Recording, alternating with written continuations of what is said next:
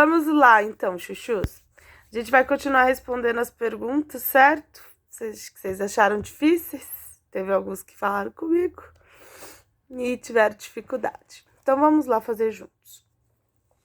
As reformas educacionais estavam alinhadas com as novas características da sociedade brasileira nos anos 30. Justifique sua resposta. Então, vamos lá. As reformas educacionais, elas estavam ligadas a uma vertente, tá? Lembra que eu falei para vocês qual foi a reforma educacional que começou aqui?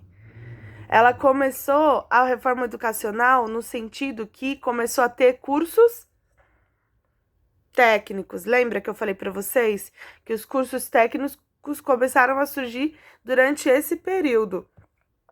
Qual o objetivo dessa reforma educacional? Fazer mão de obra qualificada, porque as indústrias precisavam disso, certo? E também manter o jovem disciplinado dentro das doutrinas que Getúlio queria, certo? Então, por que vai estar alinhada nessas novas características da sociedade brasileira, que é aquelas que foram implantadas pelo Getúlio? Porque vai manter a ordem dos jovens e porque vai qualificá-los para poder trabalhar nas indústrias, certo? Essa aí pode fazer um amor, um coração, um chuchuzinho, porque ela é muito importante. Essa parte educacional é muito importante, gente. Muito, muito, muito.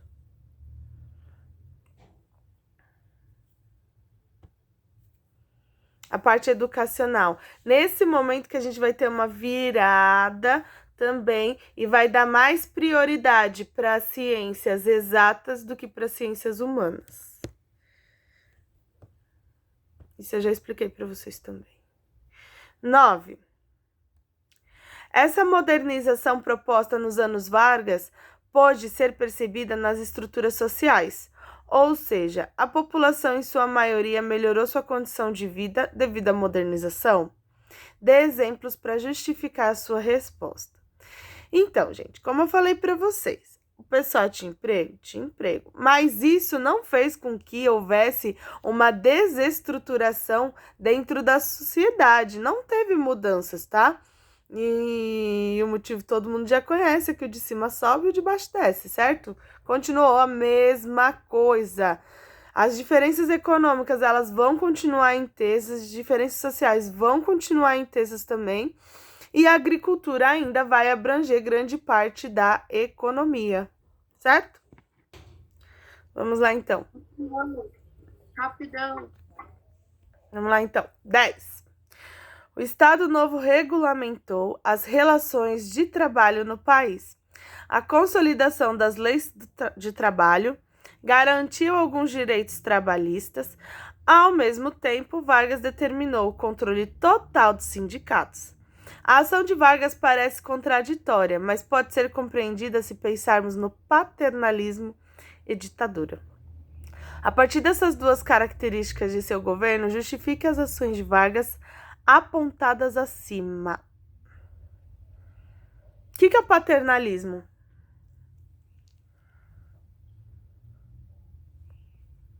Que eu falei para vocês. Desconheço, professora. Que eu falei que era muito importante saber isso. Tá no nome, gente. O que é paternalismo?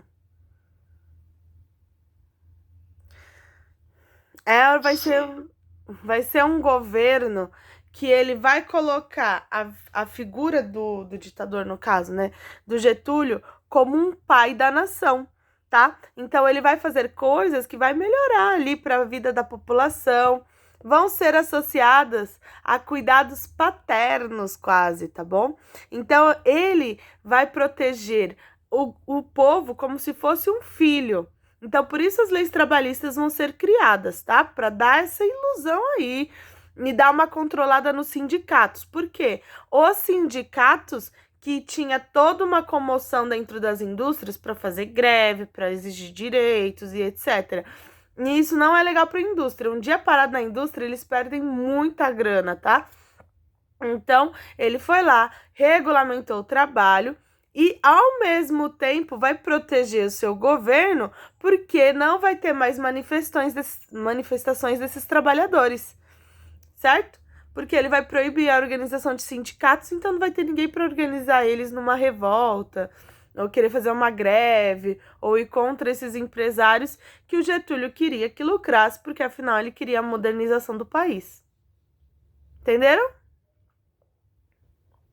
Sim? Sim. Vamos lá, então. Lendo história, legitimando o golpe. Todo golpe, gente, todos eles vão procurar uma forma de se legitimar, ou seja, de mostrar que eles têm razão em fazer aquilo, tá? No caso do Getúlio, vai ser o medo comunista que vai ditar isso daí, certo? Vai falar, gente, ou eu começo a mandar nessa quizuba, ou a gente vai virar uma nova Revolução Russa. Ninguém quer isso, né? Ninguém quer passar a fome que eles estão passando lá na Rússia, as crises econômicas e nada disso. Então, vem comigo, deixa eu ficar aqui no poder para eu poder controlar isso daí e a gente não ter esse problema comunista, tá? Então, vamos fazer aqui além da história que ele vai contar pra gente. Leia abaixo alguns trechos do discurso de Vargas proferido no Palácio Guanabara e transmitido pela Rádio Nacional para todos o país. Em novembro de 1937, a fim de legitimar o seu golpe. Então vamos ver. A Constituição hoje foi promulgada, criou a nova estrutura legal sem alterar o que se considera substancial nos sistemas de opinião. Manteve manteve a forma democrática, o processo representativo e a autonomia dos estados, dentro das linhas tradicionais da federação orgânica. Olha só, gente. Tá falando o quê? Gente, eu mudei a Constituição aqui, mas foi coisa pouca, só necessário, viu? Não precisa se ligar muito nisso, não. E cada estado vai ter sua coisa separadinha. Mas lembra que Getúlio, quando deu o golpe também, tirou todos os governadores e colocou quem ele queria lá, tá? Então vamos lá. A verdadeira função dos partidos políticos, que consiste em dar expressão e reduzir os princípios do governo às aspirações e necessidades coletivas, orientando e disciplinando as correntes de opinião, essa de há muito tempo não a exerce os nossos agrupamentos partidários tradicionais. Ou seja, olha só, os partidos tinham que fazer uma coisa bonitinha, mas eles não estão fazendo. É isso que Getúlio está falando aqui, tá? Vocês podem ver que eles não vão usar palavras que o povo vai entender muito bem, mas vai falar bonito, entendeu? Um negócio é falar bonito, não precisa ser compreensivo, não. Às vezes usa palavra que não faz nem sentido. Se você pega uns discursos lá para trás, você vai ver que vai ter palavras muito belas, belíssimas, mas não faz sentido nenhum com o que o cara tá falando. Por quê? Porque é para impressionar. Até hoje, assim. Para comprovar a pobreza e a desorganização da nossa vida política, nos moldes em que se vem processando, aí está o problema da sucessão presidencial, transformando em irrisória competição de grupos obrigados a operar pelo suborno e pelas promessas demagógicas diante do completo desinteresse e total indiferença das forças vivas da nação. Vocês entenderam o que ele quis dizer aqui? Não, né? Não parece que fala outra língua? O que ele tá falando assim? Gente, olha só, a pobreza, a desorganização da vida pública, esse que é o problema de mudar a presidência. Se mudar, a gente vai continuar a mesma coisa. Não dá, não pode mudar, certo? Ou seja, eles são demagogos. O que é isso? Eles vão fazer coisas apenas da boca para fora, mas em prática não vão fazer nada. Existe um desinteresse pelo resto dos políticos, menos meu, certo? Então vamos lá. Tô traduzindo o que ele tá falando, tá? Parece que é outra língua, mas não é não. Entre a existência nacional e a situação de caos, de irresponsabilidade e desordem em que nos encontrávamos, não podia haver meio termo ou contemporização. Quando a competição política ameaça degenerar em guerra civil, olha isso, tá falando que se tiver eleições vai ter uma guerra civil, olha isso. É sinal de que é sinal de que o regime constitucional perdeu seu valor prático. Ou seja, não dá não, gente, não dá. Essa Constituição vai perder seu valor, vai perder a sua função aqui, certo? Então rasga essa Constituição. A complicada máquina de que dispunha para governar-se não funcionava. Restauremos a nação na sua autoridade e liberdade de ação na sua autoridade, dando-lhe os instrumentos de poder real e efetivo com que possa sobrepor-se às influências desagregadoras internas ou externas, na sua liberdade, abrindo o plenário do julgamento nacional sobre os meios e os fins do governo, deixando-a construir livremente a sua história e o seu destino. Não parece uma coisa bonita, gente? Parece coisa bonita, não parece, não? Olhando assim, sem analisar muito bem, você pensa que é uma coisa bonita, né? Federação orgânica é um conceito ligado ao modelo do Estado corporativo, onde os Estados federativos devem funcionar como os órgãos de um corpo. Todos devem funcionar em conjunto sob o controle do poder central. Esse aqui, ó, vocês podem grifar, tá? Muito importante. Certo? Ou seja, o governo executivo, saúde, Laurinha, vai ser, então, como se fosse o cérebro da nação, certo? Muito bem. Vou parar de apresentar, que aí embaixo tem pergunta. Para você, Vargas falou a verdade no discurso? Justifique sua resposta. O que vocês acham?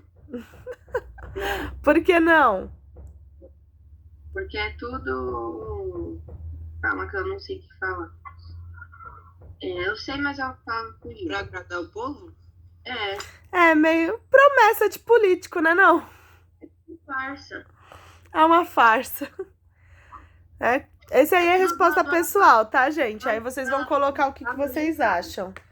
Mas vocês já repararam aí que ele tava só de 9 horas prometendo mundos e fundos. Mas no finalzinho, né? Tudo a mesma coisa. E que autonomia é essa, sendo que ele que vai escolher os governadores agora? Professor, aquilo lá na frente dele é uma câmera? Uma câmera Philips? Deixa eu ver. Acho que não, amor. Peraí, deixa eu ver. Ai. Não é Philips? Não, isso é um microfone. Estamos falando de 1930. Isso é um microfone da rádio.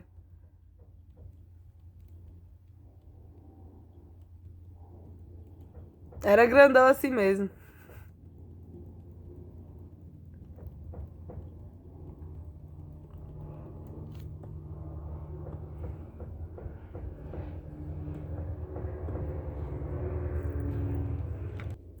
Dois. Segundo o discurso, quais motivos Vargas usou para justificar o golpe? O que ele falou dos adversários dele, gente? Que eles... Calma, deixa eu lembrar. Você tinha falado uma hora... Falei.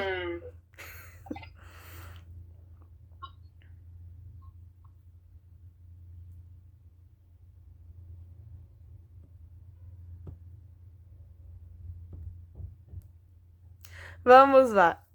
Ele vai alegar que os políticos não passam de demagogos. de demagogia, que eles não querem nenhuma melhoria, só querem continuar no sistema de governo arcaico e que vai resultar numa guerra civil. Olha aí a ameaça, tá? Então ele vai falar assim que eles não passam de uma politicagem, né? Da parte dele, e por isso resultaria aí até numa guerra civil. Os oponentes dele não tinham condições de governar. Basicamente isso que ele falou, tá? Então, ele vai, a partir disso, mostrar que eles eram inoperantes e também que a Constituição, por conta deles, não servia de nada, tá? Tinha que tacar fogo e jogar fora, certo? Certo, amores? Certo. Amores, lição de casa. Não tem, né, professora? Página, o restante da página 26, tá? Tá bom. Um beijo e um queijo, amores. Até semana que vem. Tchau, tchau. Fala pra você combinar.